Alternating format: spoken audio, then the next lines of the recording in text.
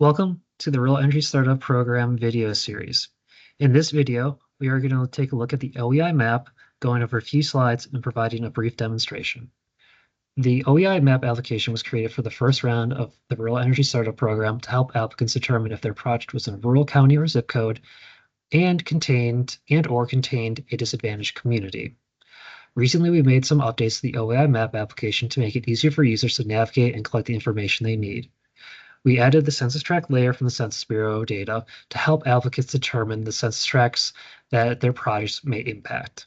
All the map layers available on this particular slide are available in the map application, though we will mainly focus on the top three. Please note that we use the 2010 Census Bureau census tracts because the original source data for this program that came from the Climate and Economic Justice Screening Tool, or CJS, provided by the federal government for the EECBG program and other federal programs, use 2010 census tracts. So to maintain consistency between round 1 and round 2, we use 2010 census tracts. So as you can see, there are 6 different layers. The Census Bureau and 2010 shapefile, that has the census tracts, provide outlines for all of those. We also have the disadvantaged communities and tribal communities layer. These were identified using the Climate and Economic Justice Screening Tool datasets. The Wisconsin rural regions, much like the rural eligibility for the program, is how we determine those. And then we have the FEMA National Risk Index, the PSC Electrical Service Territories, and PSC boundaries as additional layers, but that are not needed for this particular program. So mapping it out. Applicants, please use the OEI map tool to determine your eligibility, doc status, and respond to the required questions in the grant system. As we've noted, the CJS tool no longer exists, so the only way to look at how and if your community is within a disadvantaged community and to determine your rural eligibility is to use the OEI map. So please use this tool, and as always, if you have any questions, please reach out to us. So there are different layers. When we get to the example and the demonstration coming up, in the upper right-hand corner, you will see this layer icon list. It's those 3 little squares. It'll be in the upper right-hand corner of the screen. By clicking on this, you'll bring up the different layers that are possible on the map. You can click on the little box to create the check mark. This will turn the layer on, and it will appear on the map. If you click on the check mark and it comes off, the layer will go away. So it's important to have the census tracts, the disadvantaged communities, and the rural regions turned on to ensure that you get all the information that you need about your location for the program.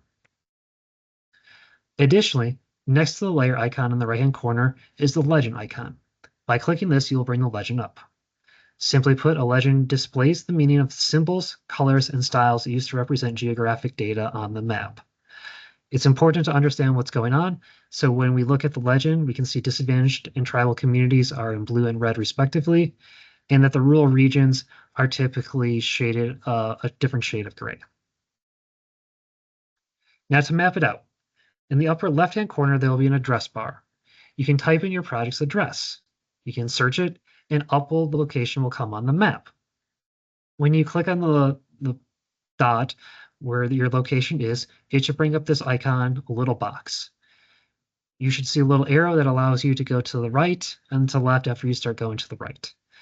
And you can go through these different little icon boxes, and it'll bring up different information. Included in this information is the census tract information and the exact census tract location of this address. You will want to make sure that you use that and record it in the applicant metrics spreadsheet, as well as any other census tracts that your project might flow down benefits to. You'll also want to save and print this location map. By doing this, you'll be able to upload it with your application to demonstrate your rural eligibility and/or disadvantaged community status. There'll be a print icon in the left-hand corner underneath the address bar. By clicking on that and changing a couple different attributes, mainly the layout to A4 landscape, you will be able to print off a PDF version of your map that should look somewhat like this. As you can see, what the community that was used in this particular example was a disadvantaged community and also located in a rural zip code. This would mean that it's eligible and we receive priority status based on the order of the commission rule. So we are going to go to our example. So you can find the OEI map on numerous slides within this presentation. You can also find it on the Rural Energy Startup page website. And by going here, I'll come up with this little blue screen first, telling you basically all the layers and where the information come from. We can click OK, and this will bring up the map. Like I said, if you come over here to the right-hand corner of the screen, you can see this layer list. I can click on this. And as you can see, I have all the different layers that I might need. Now, like I said, we want to make sure these are clicked on. If I was to click the rural regions off, as you now come over here and see on the map, it is no longer shaded gray. I want to come turn that back on because I want to see the rural regions across the state of Wisconsin. All right, all my layers are on. We're good here. I can come and bring up the legend. Legend, remember, tells me what's going on, what the colors, the shaded colors, and all of that mean. Okay.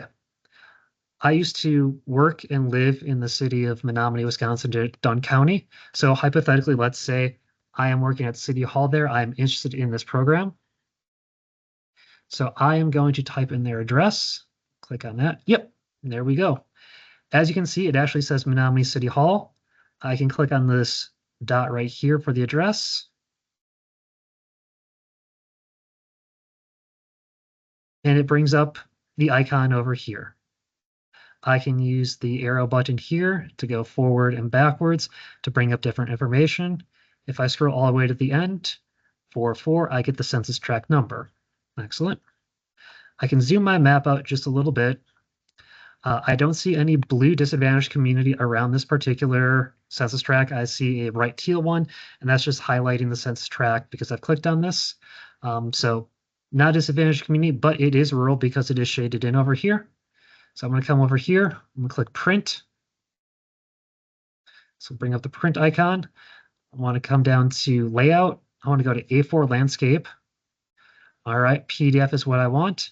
I'm going to hit print. It's going to take a minute or two to create a PDF of the printed map. I already have this location up. As you can see, this is a little bit more zoomed in version, but still rural. Comes over here, tells me what all this location is. It's a census tract, got the rural zip code. It's also in a rural county. So I would take this and I'd upload it with my application to prove my rural eligibility for the program.